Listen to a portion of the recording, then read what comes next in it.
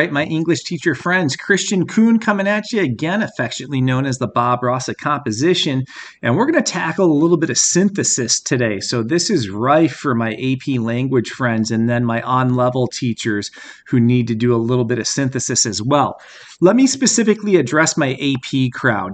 One thing I've noticed this year in particular, and this might ring true for you, the more I use College Board material, the more cheating I get. So there are samples and essays galore for the previous FRQs and even the multiple choice. So I find that when I create work, I in turn get authenticated work. And with my heuristics, I can catch my guys using ChatGPT all day long. So I've precluded that scenario from occurring in my classroom. So the topic for this paper is proposing a 4-day school week. We're going to measure the pros and cons of that. Before I dive in, please subscribe to the channel. It's called Kristian Kuhn, the Bob Ross of composition. And YouTube algorithms are tricky to work around. So if you give me some likes and leave some comments, we can bump on up and spread the word far and wide and grow even more. In terms of the sources that I use for this, they are down below in the description. They're in a Google Doc there. I gathered 6, wide variety. I got some distractors in there and things like that. Typical AP language fare. And then all the slides that you're going to see in this forthcoming presentation are also available there for free. So have at it. So I think this is good test prep practice or a beginning of the year practice to introduce synthesis. So I even have a prompt, and I know that some of you are going to be using this for on levels, but I'm using like the template framework of the College Board with regards to the language and the framing of this. So here's what we got. A 4-day school week is an alternative to the traditional 5-day weekly educational schedule. A 4-day schedule involves reducing the number of school days to 4, usually from Monday to Thursday. While increasing the length of each school day, the idea of a 4-day school week has gained popularity over the last decade, especially in light of the recent challenges many districts currently face. And then the articles, the sources get into some of those challenges, pros, cons, and some qualifiers as well.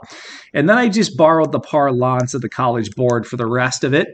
Carefully read the following 6 sources, including the introductory information for each source.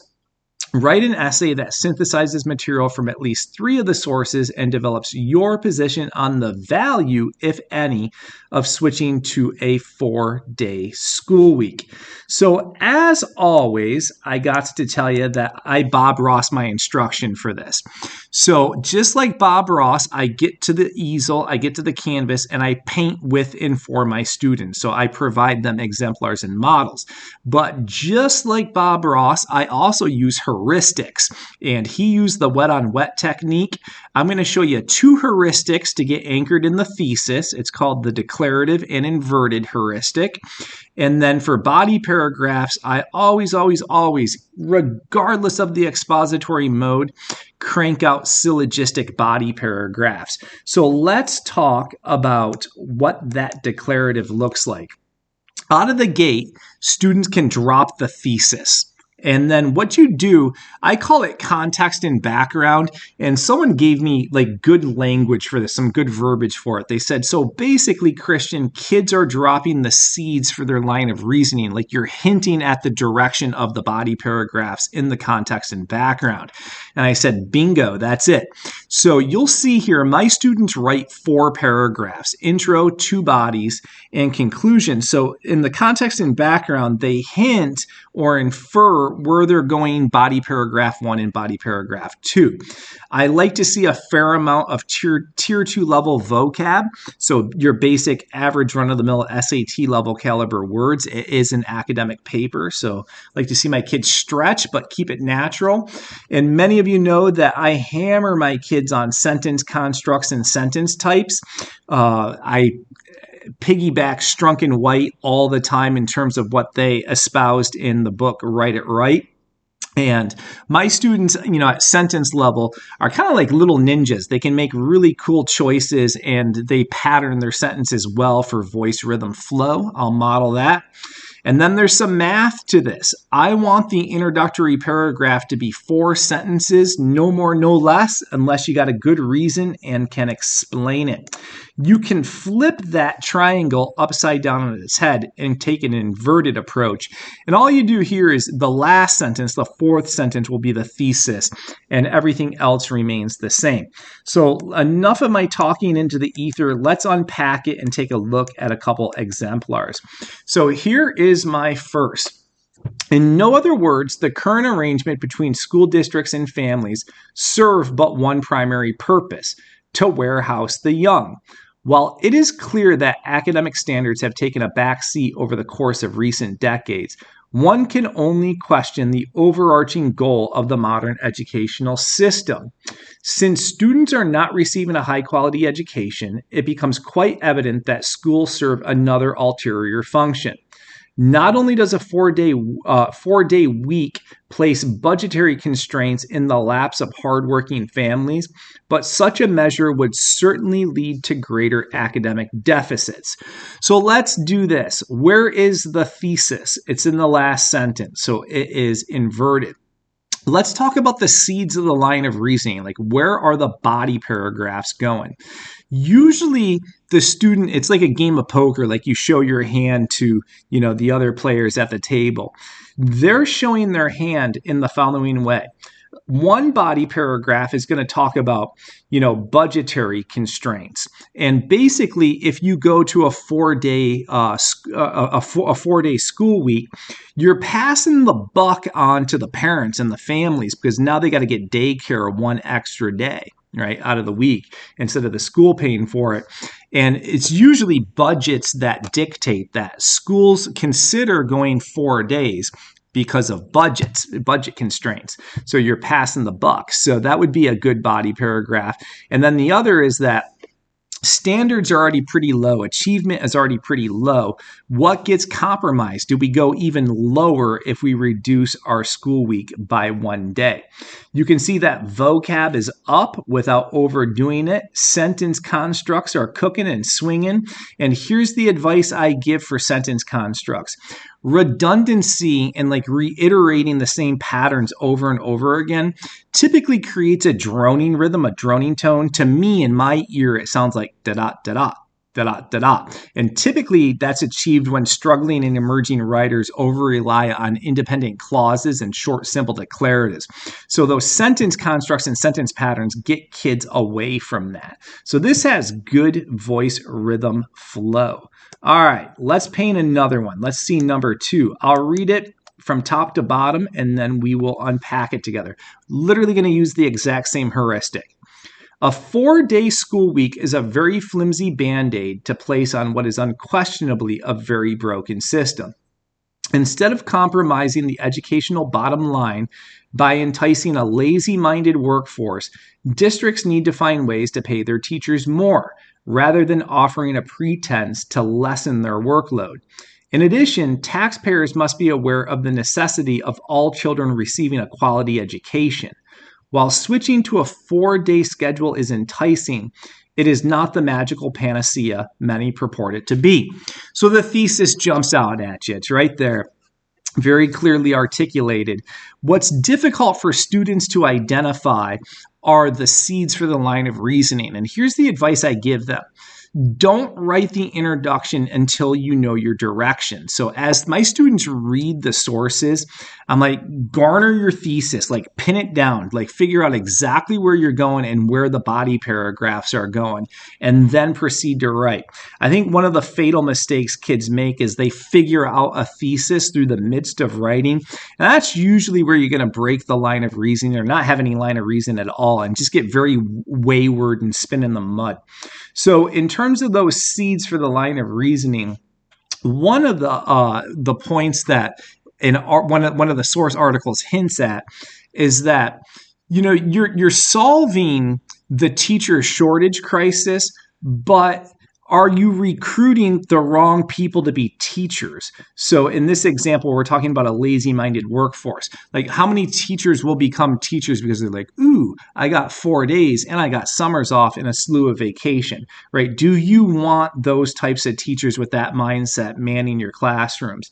And then the other is that, at some point in time, you got to ask taxpayers to pay up a little bit and not be so afraid as a district and a community to raise taxes.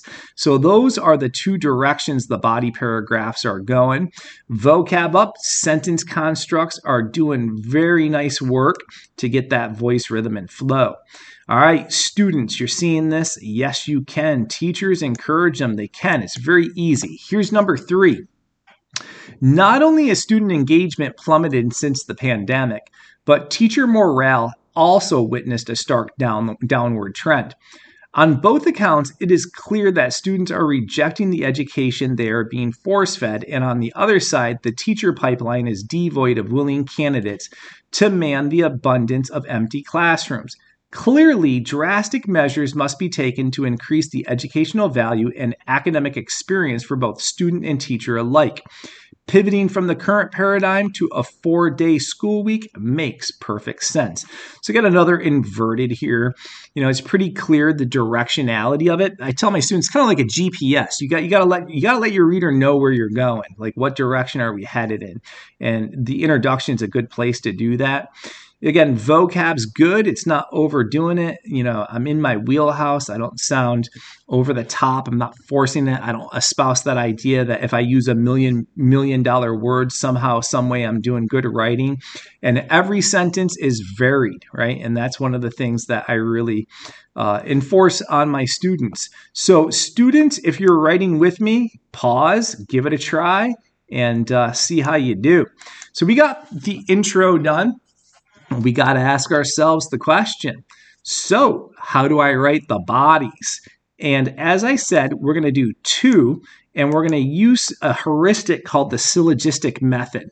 I'll give you a quick synopsis of this. So it comes from Aristotle, the Aristotelian tradition, and he ran a school called the Lyceum, and the townsboys would go there to learn about polemics, oration, debate, wordsmithing, word wrangling. And students, when you get to college, you might encounter a seminal text if you take like an introduction to philosophy course or a linguistic course. It's called Plato's Republic. And the essential question in there is, what is justice? And the whole book is just scholar and philosopher coming up to the proverbial mic, and they drop their definition of what justice is. And Aristotle is looking at this, and he says, aha, the kids that argue really well have like this mathematical, computative approach to it. His word was cogent. They're like locked in logically. And he says, how do I teach the meh kids and the struggling kids how to execute this formula? So he thunked it up in his head and he said, I got it. Eureka moment. It's premise 1, premise 2, conclusion, proceeding through those steps. So let me give you an example. If I say premise number 1, arsenic is deadly, you all nod your head and say, yep, Kristian, you're 100% correct. But listen to my next premise here. If I say my dog ate arsenic, and then I kind of fill it in, and I'm like, I had rats in my house, and I put some arsenic beneath my kitchen sink, and this morning I went out there, and Skipper, my little dog's underneath the sink, and he comes out and he's got white stuff all over his muzzle and his grizzle. You naturally conclude, Kristian, that's not going to bode well for Skipper. Skipper's probably going to die, right? We've created a syllogism. We've created a logical mathematical equation in our head that we solved. And when you write, you got to do the same thing. You got to be very calculative in your pursuit and make sure your line of reasoning stays really intact from top to bottom. So we can take Aristotle's heuristic and morph it into a heuristic for argument. So here's what we got. First premise is going to be an argument containing a why reason. So note, up top in that intro, none of the examples get into the why. You just state the thesis. Very clearly, very articulately, very concisely state the thesis. Here's where we get into the why. And in terms of math, there are some numbers to this. I like my students to take 3 sentences to articulate the why reason, and here's the reason why. If students begin to quote and paraphrase in sentence 1, 2, and 3, it usually precludes them from meeting the demands of the assignment. And here's what I mean. They cease to argue and they begin to summarize, right? They just get really like plot summative and the paper reads like a Cliff Note summation instead of an argument. So even though it's kind of confining, I want 3 sentences to ensure the centrality of the argument. I'll model that twice for you. 4th sentence begins the second premise, and this is where we're going to teeter-totter balance both our quoting and our paraphrasing. Directions said we need to use a minimum of 3 sources, so let's make sure we do that. And then body paragraphs need to be concluded. Oftentimes students end on a quote or in mid-thought. You got to wrap it all the way back to the prompt and the thesis. More math coming your way. Body paragraphs, if you go syllogistically, should be around 10 to 12 sentences, right? And that's why my guys only do 4 paragraphs, because the 2 bodies are pretty substantial and they can fully flesh out an argument with enough support and analysis in 10 to 12 sentences. So next question becomes, how do I write a first premise? All right. So many of you are noticing I'm a little different in that I use heuristics while most writing instructors at the high school level use templates. I shy away from templates a little bit just because I don't want to front load the verbiage of my kids too much, right? I think that can get a little contrived and I want it to be as organic as possible. But if a kid is stuck, if they're sitting there looking at their blank page, their blank screen, they're like, I don't know what to do. I give them a stem, and to articulate the reason why, all they need to do is say reason why. So I have 2 stems. There is a clear reason as to why, and that front loads them. It precipitates the articulation of the reason why. Or if it's a multifaceted reason, you can say there are a couple of reasons why. So you lead with that, and then here's one all fleshed out for you, the full 3 sentences. There's one principal reason why taking such a measure will not have the desired results. It does not address the fact that teachers are significantly underpaid. Logically, one would think that a shortened work week would fix the teacher shortage crisis, but the fact of the matter is that it does not. Not until teachers are financially compensated at a fair rate, no Band-Aid will have the sticking power it needs to curtail the current educational impasse. So when I get to the end of the first premise and when I'm workshopping with kids, I always say this: what's the promise of the first premise? And the answer to that question ensures a tight line of reasoning. In this one, it's really clear: teachers are underpaid. So you can have a fix if you pay them more. So therefore, all my quotes and paraphrases need to be germane to that promise, right? And this is where kids get a little willy-nilly. Their quotes and paraphrase deviate from their promise, but here's the kicker to that too. If they're quoting and paraphrasing up in sentences 1, 2, and 3 of the body paragraph, they don't have an argument, so it doesn't even matter what they're quoting and paraphrasing. It's just by default summative. So just to kick back here, 3 sentences argue the why reason. So I'm going to take the training wheels off and show you one that does not use the scaffold. All right, so here it is.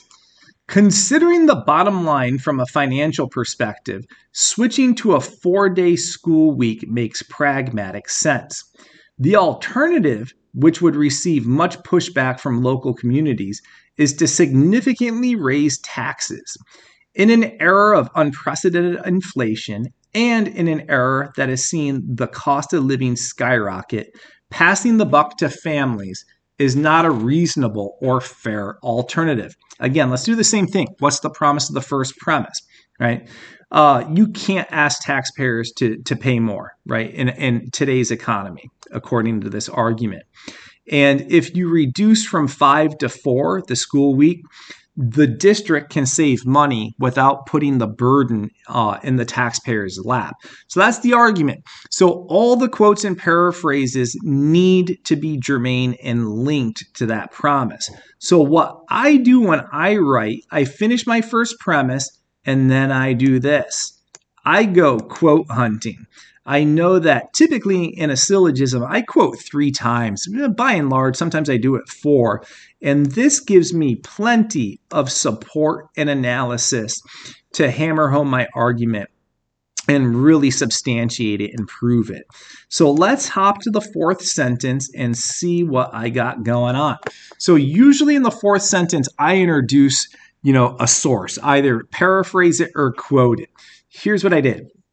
In a recent study conducted by Johns Hopkins University and Mark Wilcox, it is reported that post-pandemic district budgets will be receiving approximately a 47% budget cut over the next foreseeable years.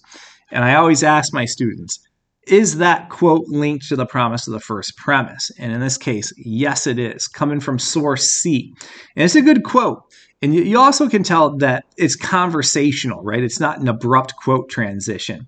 What my students use is something called the 5-word rule. If you place a minimum of 5 words in front of the quote and keep it relatively small, it should be good. Now, I caution you, like when I say small, sometimes kids have these like 3-word, 4-word quotes. And I'm like, it's got to be longer than that. So you got to find the sweet spot. You don't want to do big quote dumps, big gargantuan quotes, but you don't want to undersize them as well. So here's the deal. You quote, you got to analyze it. So look where I go. This leads to a very logical question. Who then will fund public education? It's a very good use of rhetorical questions. So I know a lot of teachers tell kids, don't use rhetorical questions, but they can be very effective, and I do teach my students strategies for it. If districts cannot make ends meet, and if no more corners can be cut without significantly hampering the quality of education being offered, funding needs to come from somewhere. So let's carry on here. In pre-pandemic times, the burden of poorly managed districts was passed on to the taxpayer. Source A. So I got 2 quotes in here, right? And both quotes are linked.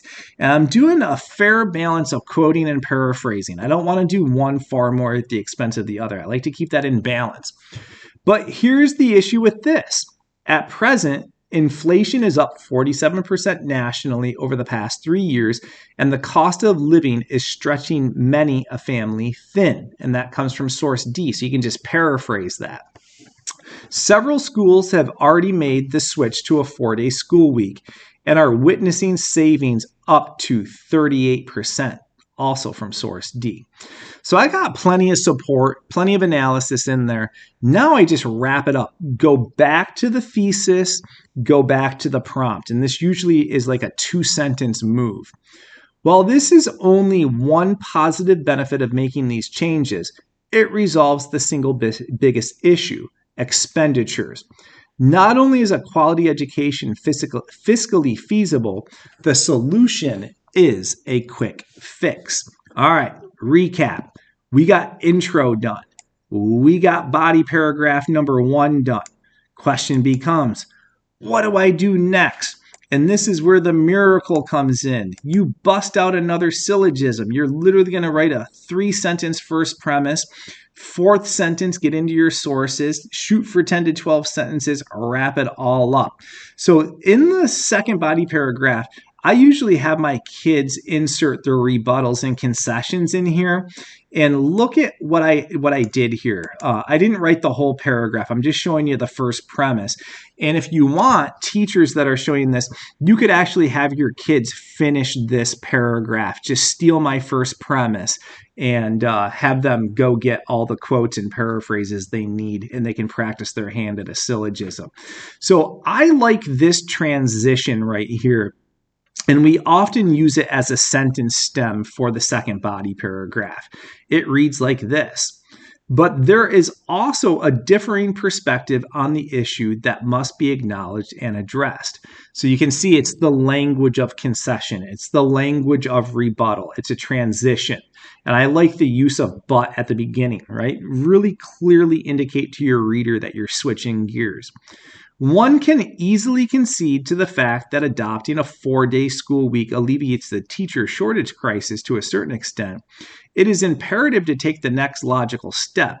What type of teacher is enticed by such an incentive? The answer is simple. Those who are looking for a cushy and easy profession, something of which teaching definitely is not. So all my quotes and paraphrases therefore need to be about this if I'm to keep the promise of the first premise. This measure attracts the wrong people by and large, right? Folks that are choosing the educational profession for the wrong reason.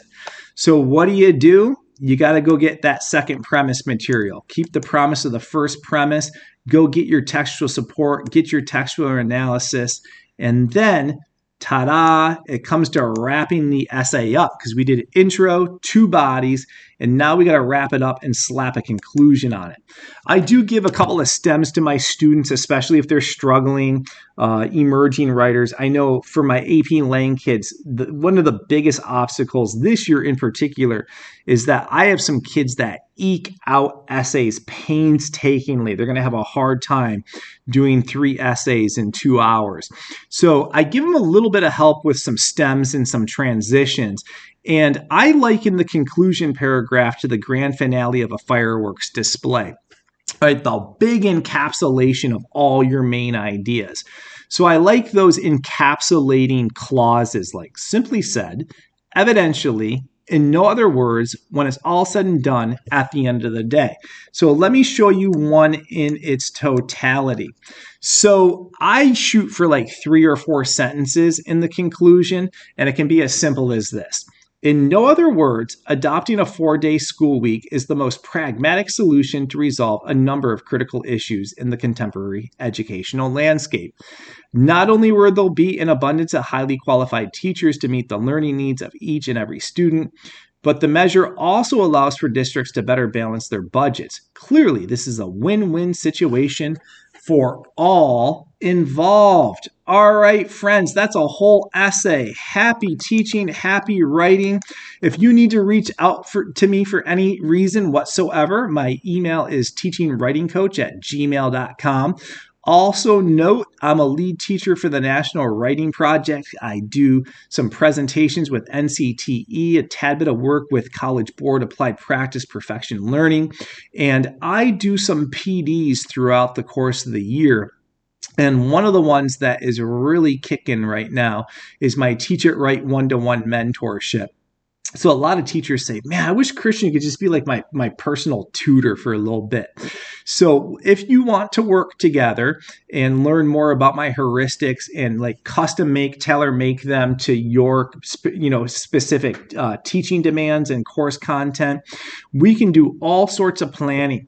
I got a website, www.teachinghowtowrite.com. You can go explore all the PDs and the webinars I got going on there. And if you have any questions, just drop me an email. All right, that's the end.